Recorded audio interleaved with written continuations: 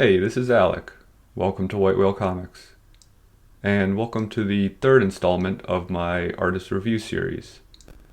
For this episode, someone in my comments of the last video suggested I do Jock, Fire Guy Ryan. And I actually replied to him and said I'd like to do Jock in the future, but I had someone in mind for episode 3, but decided to scrap that and go ahead and talk about Jock. I am a big fan of his. I really like his style, and I think he does some really interesting things with storytelling.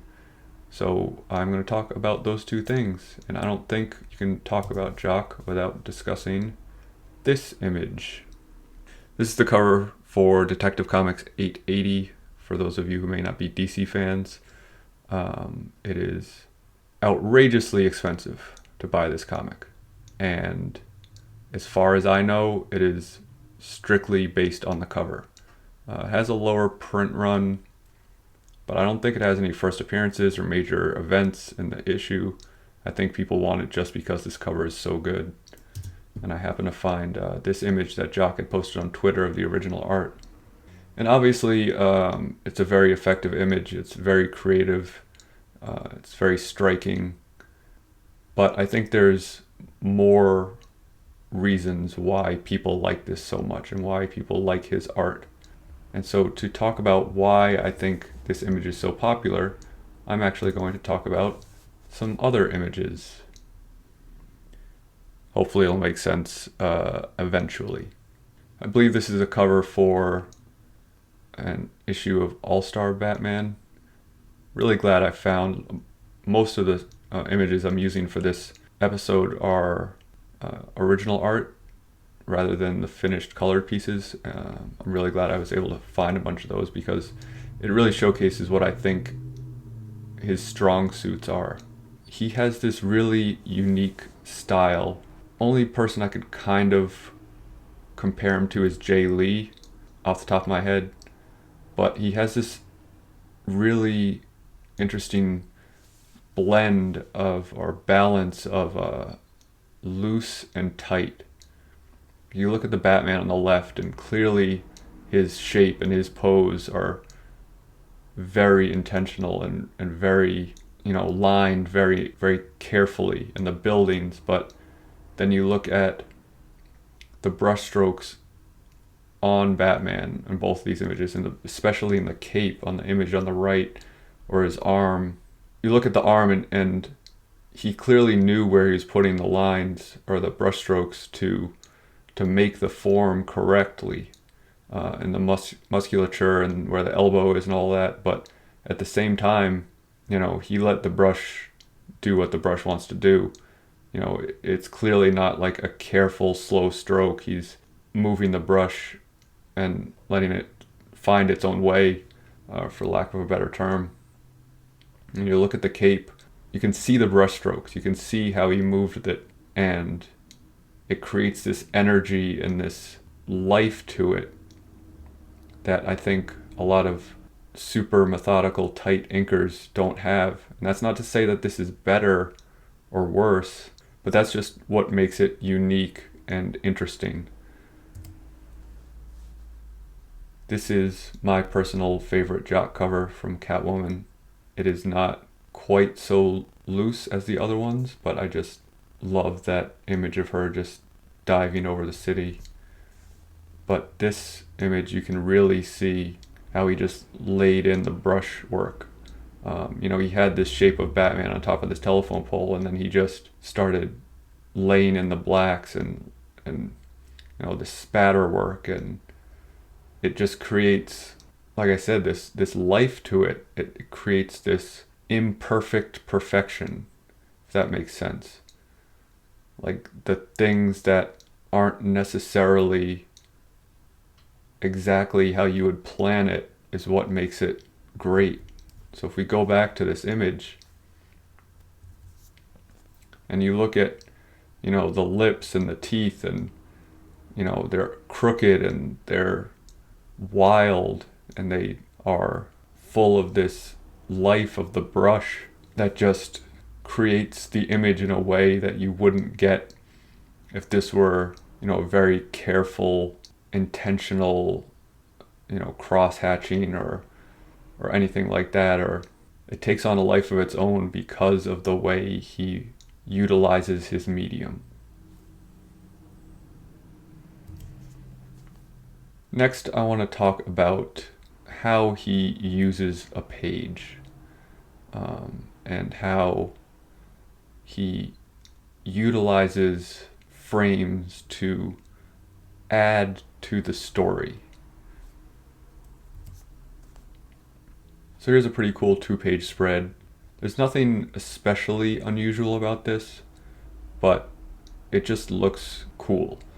And you get, this big wide shot in the back that sets the scene. And instead of doing that in one panel and then having a bunch of other panels talking to each other, everything's laid over it to give you the sense that this is all happening here. So you never really forget where you are. And I think that's really successful in this piece. Here is where these two images, this one and this one, where he uses the shapes of the panels to create tension and to create movement. You look at Batman diving down and these diagonal panels at the top, and if those were just 3 square panels at the top, it would still look great, but this creates this added layer of movement because of the angle of the lines of the panels. And I don't think this always works, but if you can do it well, which I think Jock does, and use it intentionally, or with intention rather, so that you're not just making wacky panels for the sake of making the page look more interesting. Like, he clearly did this for a reason. There's purpose behind it, and that's why it works. On the second page on the right, you look at the panels down at the bottom as they start to fall off the page almost, as Batman's just beating up this monster, and it adds to the intensity of his punches and his kicks. Again, if it was just 4 square panels, you would lose the energy that this layout creates. Let's even take it a step further. This one I have both the finished and the original art. Here he's actually, there are no panels here, but it is 3 panels. And he uses his own brushwork and he creates his own borders within the artwork. And it makes this really fascinating image that brings you into the intensity of the moment. If you did an entire comic like this, it would be visually exhausting, but because if you look at a lot of his pages, they're pretty traditional, but then every once in a while he will throw in a page like this when the moment calls for it, and it brings things to a higher level of storytelling visually, because like I said, he's using the medium of comics to enhance the story.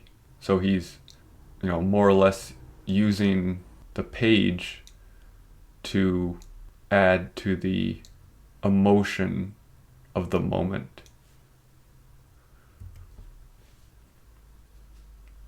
This, I think, has to be probably my favorite page that I've seen from him. It is inspired and a masterclass in design and, again, adding to the story with how he's using the panels. Similarly, in my last video when I was talking about, making the choice to use multiple panels instead of one, this could have been a single splash page with any one of these Batman poses falling through the air, and you would not lose the storyline, but you would lose something from the story.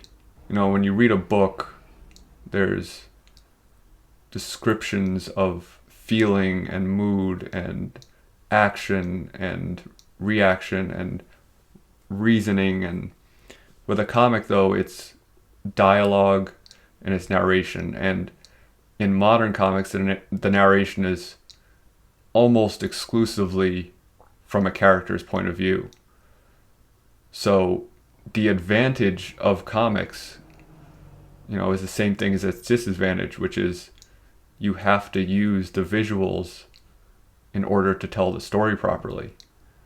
But the advantage of that is that you have the opportunity to use the visuals to tell the story well.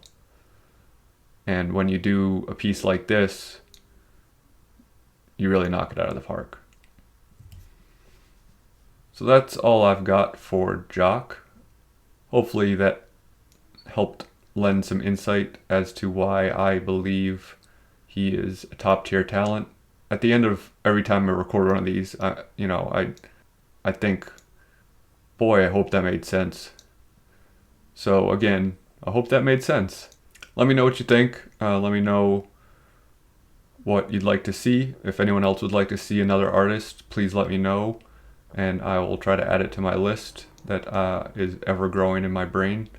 And if you haven't checked out my videos on Darwin Cook or Mike Mignola, and you like this one, check those out, because I think they are pretty similar in a good way. Anyway, thanks for watching. Never turn your back to the ocean.